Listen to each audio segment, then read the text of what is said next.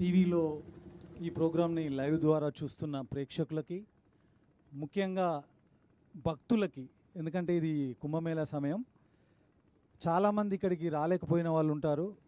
వీలుగాకనో పరిస్థితులు ఇక్కడ వాళ్లకు సానుకూలంగా లేకనో, సో అలాంటి వాళ్ళందరూ కూడా ఈ లైవ్ ద్వారా ప్రత్యక్షంగా ఈరోజు ఇక్కడ ఏం జరుగుతుందో చూడగలుగుతున్నారు విజువల్స్ ద్వారా. ఆ రకంగా కూడా ఒక రకంగా మా మధు గారికి థ్యాంక్స్ చెప్పాలి. చాలామందికి ఈ ఈ అవకాశాన్ని చూసే భాగ్యాన్ని కల్పించారు. చాలామంది నాతో ఏంటి మహాకుంభమేళాల టీజర్ లాంచా, చాలా మంచి ఐడియా, చాలా మంచి ఐడియా. ఐడియా కాదండి, ఇది ఐడియా కోసం చేసింది కాదు, ఆయన ఆశీర్వచనం కోసం వచ్చాను ఇక్కడికి నేను. ఎందుకంటే ఈ సినిమా అనేది నేను ఎప్పుడూ, మీ అందరికీ తెలుసు, కమర్షియల్ సినిమాలు చేస్తూనే వచ్చాను. థ్రిల్లర్ అటెంప్ట్ చేశాను కానీ ఎప్పుడు సూపర్ న్యాచురల్ పవర్తో ఒక సినిమా రాయడం కానీ ఒక మూవీగా తీయడం కానీ నేను ఎప్పుడు చేయాల. ఇలాంటి ఆలోచన కానీ ఇలాంటి అవకాశం కానీ నేను క్రియేట్ చేసింది కాదు అని నేను నమ్ముతున్నాను.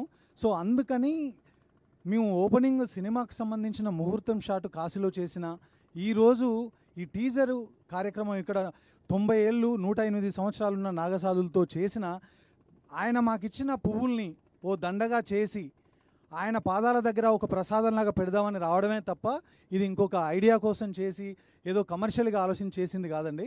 తప్పకుండా ఇది జనాల మనసును తాకాలని చేసింది. తప్పకుండా ఆ పాజిటివ్ ఎనర్జీ ఇక్కడ ఫీల్ అవుతున్నాం. ఎందుకంటే this is the big gathering on the planet. అలాంటి ప్లేస్లో ఒక శివుడికి సంబంధించిన అక్షరం వినబడిన, మాట వినబడిన, ఆయనకు సంబంధించిన ఒక వైబు మనకు కనిపించినా కానీ మనకు తెలియకుండానే ఒక తెలియని ఆనందం వస్తుంది. ఆ ఆనందం మాతో పాటు ఈరోజు ఇక్కడికి కార్యక్రమానికి వచ్చిన సుమగారు కావచ్చు, ఎందుకంటే ఆవిడకు ఈ సినిమా ఒక యాంకర్గా వచ్చారు. అలాంటి యాంకర్ని ఇంత దూరం తీసుకొచ్చి, మీడియా వారిని ఇంత దూరం తీసుకొచ్చి, ఇక్కడ ఉన్నటువంటి కెమెరా పర్సన్స్ని ఇంతమందిని ఇక్కడికి తీసుకొచ్చి ఇలాంటి కార్యక్రమం అనడం కూడా నాకు ఇబ్బందిగా ఉంది. ఇలాంటి ఒక అదృష్టాన్ని ఇచ్చిన మధు గారికి నిజంగా మీకు చేతులెత్తి నమస్కారం చేస్తున్నానండి. ఇది ఎవరు చేయరు. లేదు, ఎందుకు చెప్తున్నానంటే ఇది ఒక ప్రొడ్యూసర్ డైరెక్టర్ని పోవడం కాదు. ఈయన ఇక్కడ పెట్టినటువంటి ఖర్చుతో శిల్పారామంలో 2 సార్లు ఫంక్షన్ చేయొచ్చండి. నేను చెప్తున్నాను, ఎందుకంటే ప్రొడ్యూసర్గా ఇది మీకు గౌరవం దక్కాలి, అందుకని చెప్తున్నా. అంత ఖర్చు పెట్టి ఇక్కడ ఖర్చు అనే పదం ఎందుకు వాడుతున్నానో చాలా కష్టం అండి.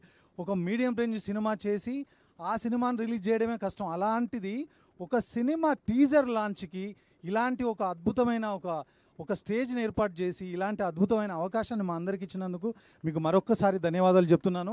నా మాట గుర్తుపెట్టుకోండి, ఆయనకి ఇది మొదటి సినిమానే, కానీ ఆయన మొదటి సినిమాలా జనరల్గా మీ అందరూ అనుకోవచ్చు, ఓదెల అనేది మీ అందరికీ తెలిసిందే, చాలా చిన్న సినిమా, ఓటీటీ కోసం చేసిన సినిమా.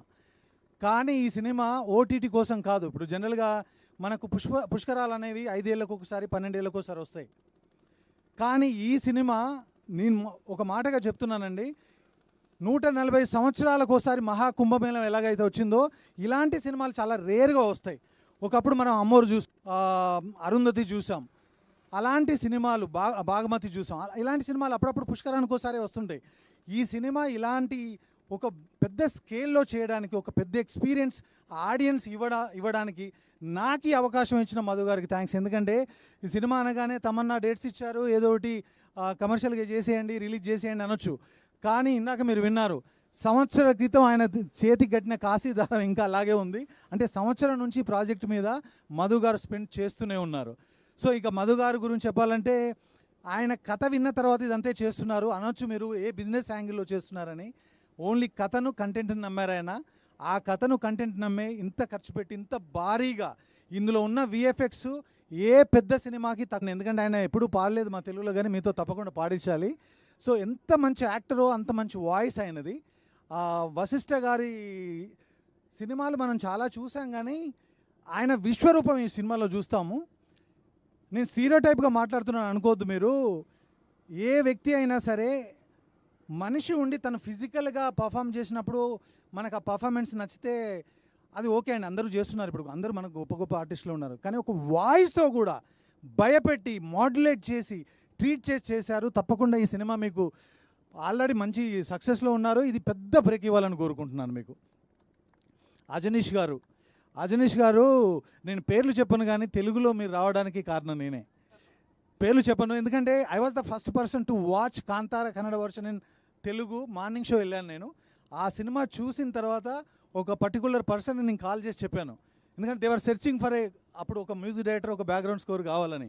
ఆయనకు చెప్పిన వెంటనే ఇమీడియట్గా మీరు ఒక పర్టికులర్ ప్రాజెక్ట్ రోపిన్ అయ్యారు. సో అది పెద్ద బిగ్గెస్ట్ బ్లాక్ బస్టర్ అయింది. అప్పటి నుంచి నేను పెద్ద ఫ్యాన్ మీకు. సో ఆ రకంగా దేవుడు బ్లెస్ చేసి మాకు ఈ సినిమాకి ఆయన యాక్సెప్ట్ చేసేలా చేశారు. యాక్సెప్ట్ చేయడం కాదు, I heard 50% of background score అండి. బ్యాక్గ్రౌండ్ స్కోర్తో గూస్ బంప్స్ తెప్పించడం ఏంటో నేను ఫస్ట్ టైం చూశాను మీ దగ్గర. అజనీష్ గారు, thank you so much for accepting this film. And me 1.5 months నుంచి మీరు పెడుతున్న ఎఫర్ట్స్కి, మీరు కోఆర్డినేట్ చేస్తున్న ఆర్టిస్ట్కి కావచ్చు, ఎవరైనా మీకు ప్లేయర్స్ కావాలనుకున్నప్పుడు మీరు ఎస్పెషల్లీ ఓదెల మల్లన్న టెంపుల్లో పనిచేసే ఒగ్గు కథ కళాకారుల దగ్గర నుంచి కూడా సౌండ్ తీసుకున్నారు. లైవ్లో అక్కడికి వెళ్ళి రికార్డ్ చేద్దామని చెప్పి అంటున్నారండి.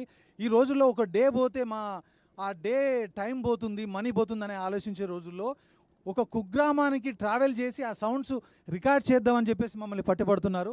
అజనీష్ గారు, thank you so much. Words సరిపోవు మిమ్మల్ని థ్యాంక్స్ చెప్పడానికి. Thank you so much. Ashok, మా జర్నీ చాలా ఇయర్స్ నుంచి, ఓ డెకేడ్ ముందు నుంచి ఉంది. యాక్చువల్గా ఓదెల రైల్వే స్టేషన్ డబ్బులు సంపాదించడం కోసం కాదు, అశోక్ని ఇంట్రడ్యూస్ చేయడం కోసమే చేశాను ఆనెస్ట్గా. దేవుడు బ్లెస్ చేసి ఆ సినిమాని సక్సెస్ చేశాడు. ఆ తర్వాత ఈ సినిమా చేద్దాం అనుకున్నప్పుడు అశోక్ను అనుకున్నాను, ఎందుకంటే ఓదెల ఫ్రాంచైజ్ స్టార్ట్ అవ్వడం అది ఓదెల మల్లన్న చలువే కాబట్టి. ఆ తర్వాత అతను చేసిన తర్వాత అందరు అడుగుతున్నారు, ఏంటి నువ్వు కూడా వెళ్తున్నావు అంటే, ఈ సినిమా స్కేల్ పెరిగిందండి. కంటెంట్ పరంగా, విఎఫ్ఎక్స్ పరంగా అన్ని రకాలుగా పెరిగినప్పుడు అతని ఎబిలిటీస్లో ఏదో అపనమ్మకంతో వెళ్ళింది కాదు, నేనుంటే కొంత హెల్ప్ అవుతుందని చెప్పేసి వెళ్ళి సపోర్ట్ చేయడం జరిగింది, అంతే. సో తప్పకుండా నీకు మంచి జరగాలని కోరుకుంటున్నాను అశోక్. ఈ సినిమా ద్వారా నీకు మరిన్ని పెద్ద సినిమాలు రావాలి. నెక్స్ట్, ఈ సినిమా విజువల్స్ గురించి మాట్లాడుతుంటే సౌందర్ మీ అందరికీ తెలిసిందే. సౌందర్ది నాది ఆల్మోస్ట్ 10 years జర్నీ. నా అన్ని సినిమాలు ప్రొడక్షన్లో చేసిన, డైరెక్షన్లో చేసిన, ఏ ఒక్క విజువల్ బాగుందన్నా అది మా ఇద్దరి కాంట్రిబ్యూషన్. అతని కాంట్రిబ్యూషన్ లేకుండా నేను ఏమీ చేయలేను. సో సౌందర్, నువ్వు షూటింగ్లో ఉండి రాలేకపోయావు, but thank you so much for always giving me this kind of beautiful and stunning visuals. Will continue this journey.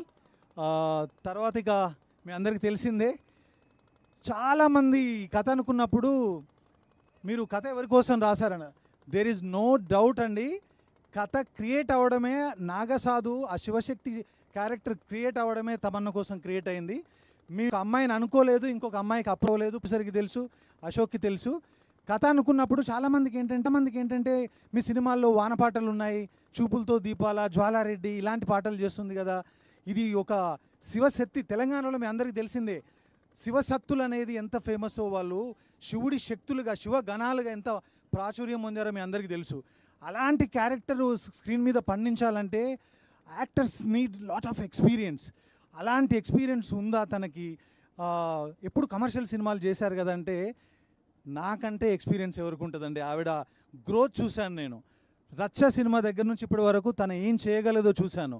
So ఆ అమ్మాయి ఒక యాక్టింగ్ ఎబిలిటీస్ మీద నాకున్న నమ్మకంతో నేను కాల్ చేసి చెప్పాను, ఇలాంటి కంటెంట్ ఒకటి ఉంది అని అనగానే షీ వాజ్ రియల్లీ ఎక్సైటెడ్. ఎందుకు ఎక్సైట్ అయిందో తన మాటల్లో మీకు చెప్తుంది. ఈ సినిమా ఒప్పుకున్న దగ్గర నుంచి తను సినిమా షూటింగ్ అంటే మనం రాళ్ళల్లో, రప్పలో, ఎండలో, ఎలాంటి ప్లేసుల్లో, చాలా హార్డ్ సిచ్యువేషన్స్లో మనం పనిచేస్తాం. అలాంటి ప్లేసుల్లో కూడా 48 degrees సెంటిగ్రేడ్ టెంపరేచర్ ఉన్నప్పుడు కూడా కాళ్ళకు చెప్పులు లేకుండా తను ఈ సినిమాలో షూట్ చేసింది. అదే కాకుండా గెటప్ కోసం కావచ్చు, అలాంటి గెటప్ వేసుకొని అంత వెయిట్ క్యారీ చేస్తూ ఉండడం మామూలు విషయం కాదు. సినిమా జరిగినన్ని రోజులు కనీసం మాంసాహారం దగ్గర కూడా వెళ్ళలేదు తను. సో అంత డెడికేటెడ్గా, అంత భక్తురాలిగా క్యారెక్టర్ని ఓన్ చేసుకొని తను ఇలా చేయడం నిజంగా I'm really proud of you Tamannaah. అసలు నేను ఎక్స్పెక్ట్ చేయలేదు.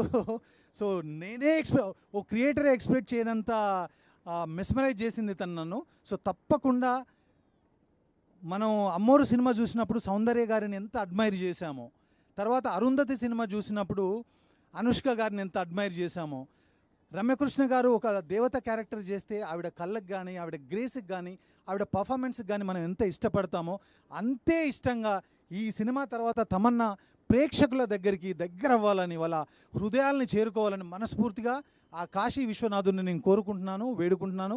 అది తథ్యం తప్పకుండా జరుగుతుంది. It will definitely happen. ఇంకా ఇక్కడ గురించి చెప్పాలంటే సుమ గారు, ఇది చాలా కష్టం అండి. ఇలాంటి ప్లేసుల్లో మీరు పెద్ద పెద్ద ఈవెంట్లు చేసి ఇలాంటి ఎండలో ఇలాంటి ప్లేస్లో. అయ్యో లేదండి, ఇది మా అదృష్టంగా భావిస్తున్నాం. మీరు ఇంకేమి చెప్పకండి, చాలు. థ్యాంక్ యూ సుమ గారు, అది మనస్ఫూర్తిగా చెప్తున్నాను. మీరు యాక్సెప్టింగ్ దిస్ ప్రోగ్రామ్, ఇక్కడికి వచ్చి ఇంత ఎంటర్టైనింగ్ గా చేసినందుకు thank you so much. Thank you so much అండి. ఇంకెవరినైనా మర్చిపోతే క్షమించాలి. ముఖ్యంగా ఎస్, ఓకే, వచ్చిన మీడియా మిత్రులందరికీ మరొకసారి ధన్యవాదాలు.